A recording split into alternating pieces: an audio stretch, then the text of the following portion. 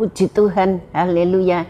Salam sejahtera bagi seluruh keluarga besar GPDI El Shaddai yang dikasihi oleh Tuhan. Rise up, bangkit, bergerak dan berdampak. Kita sebagai anak-anak Tuhan harus bangkit di hari-hari yang akhir ini. Dan kita bergerak terus berdampak untuk menjadi berkat buat kemuliaan nama Tuhan. Kita akan membaca di dalam Injil Lukas pasal 20 ayat 9 sampai ayat yang ke-19 tentang perumpamaan tentang penggarap kebun anggur. Di dalam Lukas 20 ayat 9 sampai ayat 19. Saya tidak memberi tema, kita hanya mengetahui kisah para penggarap kebun anggur. Kalau kita membaca ayat ini, kita tahu satu waktu ada seorang yang memiliki kebun anggur yang besar dan dia akan pergi ke luar negeri. Lalu kebun anggur ini dipinjamkan untuk disewa oleh penggarap kebun anggur. Penyewa kebun anggur itu seharusnya tahu bahwa dia hanya penyewa. Sesudah berapa lama tuan ini pergi ke luar negeri dan dia kembali, dia ingin minta bagian yang harus dia terima. Lalu dia mengutus hambanya yang pertama untuk pergi menemui penggarap kebun anggur itu. Tetapi hambanya itu dipukuli, dianiaya, bahkan dibuang keluar. Lalu hamba yang kedua dikirim, demikian juga nasib mereka. Hamba yang ketiga dikirim, nasibnya juga sama, dibuang keluar. Lalu tuan ini, pemilik kebun anggur ini, dia mikir apa yang harus dia buat. Kalau begitu apa saya lebih baik mengutus putra tunggalnya. Mungkin penggarap kebun anggur ini akan segan dengan putra tunggalnya ini. Lalu dia mengutus anaknya untuk datang ke penggarap kebun anggur. Tapi justru pada waktu itu penggarap kebun anggur melihat bahwa anak tunggalnya itu datang, ahli warisnya. Lalu dia pikir, kebun anggur ini biar bisa menjadi milik kita, kita bunuh saja anak tunggal daripada pemilik kebun anggur itu. Lalu dia dibunuh. Dan waktu itu kita melihat bahwa pemilik kebun anggur ini di dalam ayat 16, ia akan datang dan membinasakan penggarap itu dan mempercayakan kebun anggur itu kepada orang lain. Mendengar itu mereka berkata, sekali-kali jangan. Kita melihat waktu itu pemilik kebun anggur tahu anak tunggalnya itu dibunuh. Dia lalu mengatakan dia akan menyerahkan kebun anggur itu kepada penyewa yang lain. Tetapi pemilik kebun anggur ini tidak setuju. Kita melihat di dalam pasal ini, kita melihat tentang perumpamaan Yesus Kristus, anak Allah yang tunggal. Dia diutus ke dalam dunia ini untuk menebus dosa umat manusia yang ada di dalam dunia. Tapi Yesus malah dianiaya. Dia dianiaya, disiksa, dibunuh. Kita melihat ahli-ahli Taurat, orang-orang yang tidak percaya kepada Tuhan, mereka melakukan hal-hal yang jahat tentang Yesus. apakah komentar saudara mengenai para penggarap kebun anggur dalam perumpamaan Yesus ini? Bagaimana tanggapan kita? Mungkin saudara akan berkata, nggak tahu diri. Memang benar bahwa apa yang kita katakan itu tepat. Mereka agaknya lupa diri, lupa, atau lebih tepatnya melupakan siapa diri mereka, siapa diri kita, siapa diri orang-orang berdosa ini. Nah, kita seringkali tidak menyadari bahkan statusnya penggarap itu hanya penyewa. Mereka agaknya lupa dan melupakan diri mereka siapa. Mereka meskipun statusnya hanya penyewa, mereka tidak mau membayar sewa. Bahkan mereka itu memukuli hamba-hamba utusan sang pemilik dan membunuh ahli warisnya, membunuh anak tunggalnya. Oleh karena itulah si pemilik siap untuk menghukum mereka. Di dalam ayat yang ke-16 tadi dikatakan bahwa si pemilik itu siap untuk membunuh, untuk menghukum mereka. Mereka dihukum karena lupa diri.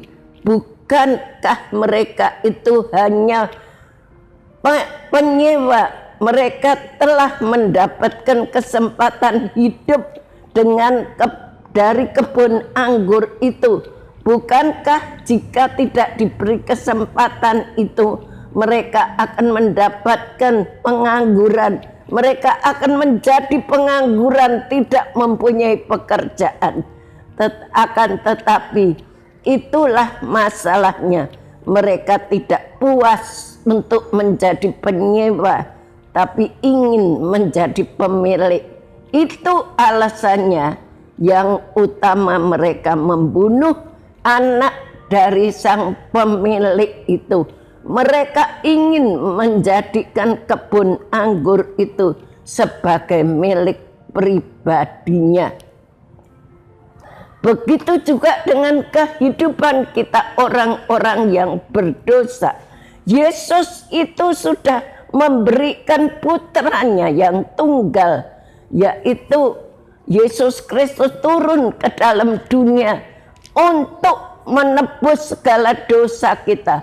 Tapi justru seringkali dengan hidup kita menganiaya Yesus. Dengan tutur kata, dengan perbuatan kita membuat Yesus menderita. Perumpamaan Yesus yang berakhir dengan vonis ditangkap positif oleh orang banyak itu yang mendengarkan cerita itu, mereka agaknya sayang dengan nasib para penggarap-penggarap itu dan berharap adanya pengampunan dari sang pemilik.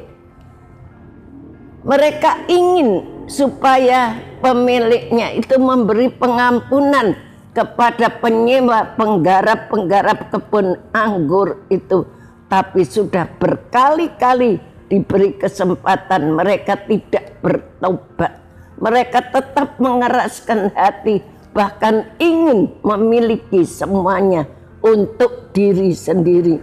Namun demikian ahli-ahli Taurat dan imam-imam kepala yang merasa tersindir dengan perumpamaan itu malah makin membenci Yesus. Di dalam ayat 19 dikatakan, lalu ahli-ahli Taurat dan imam-imam kepala berusaha menangkap dia pada saat itu juga, sebab mereka tahu bahwa merekalah yang dimaksudkannya dengan perumpamaan itu. Tetapi mereka takut kepada orang banyak.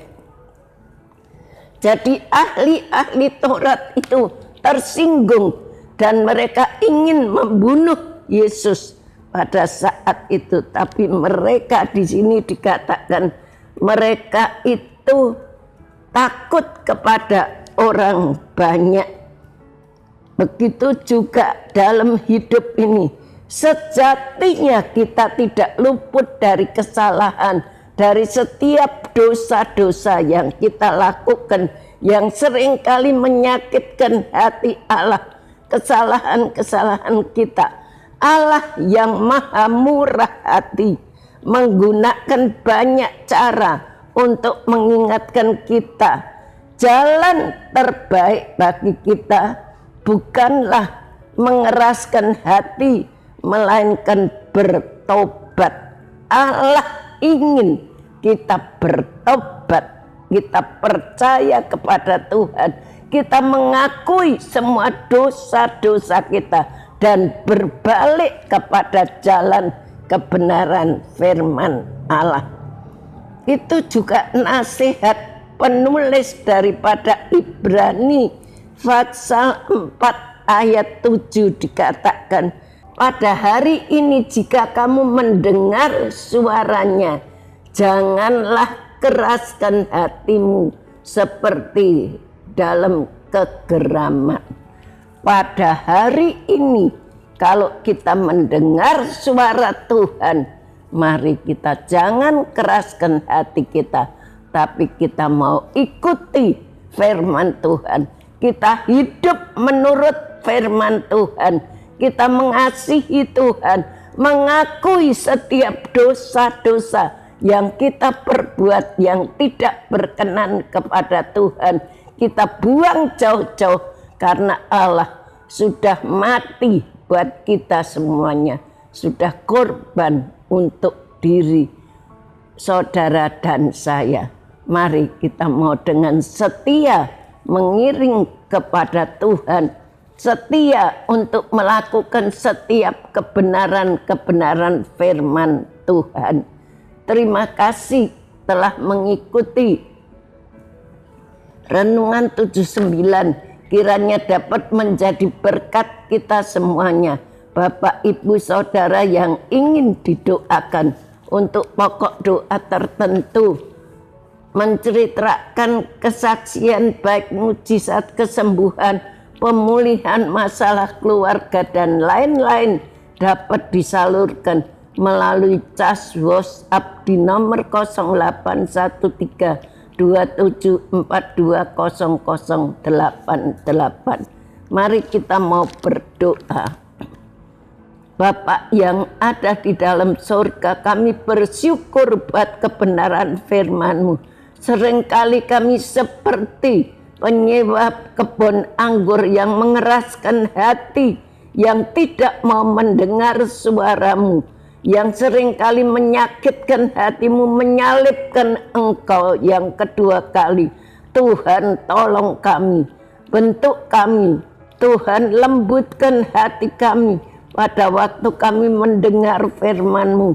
Biarlah kami boleh sadar bahwa Tuhan satu-satunya harus kami kasihi, dan kita akan melakukan semua hal-hal yang benar, yang menyenangkan hati Engkau, karena Engkau sudah mati sekali untuk kami, untuk segala dosa kami. Dan biarlah kami tetap senantiasa setia melakukan apa yang menjadi kehendak-Mu. Terima kasih Tuhan, sempurnakan firman-Mu. Berkatilah Ibu Gembala kami, Tuhan, topang terus pelayanan beliau, tambah-tambahi hikmat, urapan, kekuatan lahir dan batin Tuhan. Singkapkan setiap rahasia firman-Mu yang harus disampaikan kepada jemaat. Biarlah jemaat ini mengerti apa yang harus kami lakukan, dan kami hidup makin sempurna, makin sesuai dengan firman-Mu.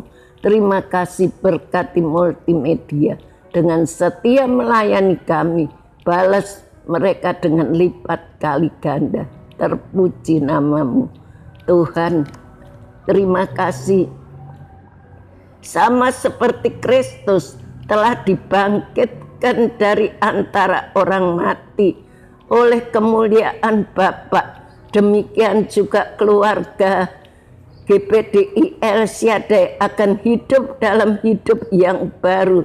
Sebab jika keluarga GPDI El Shaddai telah menjadi satu dengan apa yang sama dengan kematian Kristus, juga akan menjadi satu dengan apa yang sama dengan kebangkitan Kristus. Terima kasih Tuhan. Haleluya.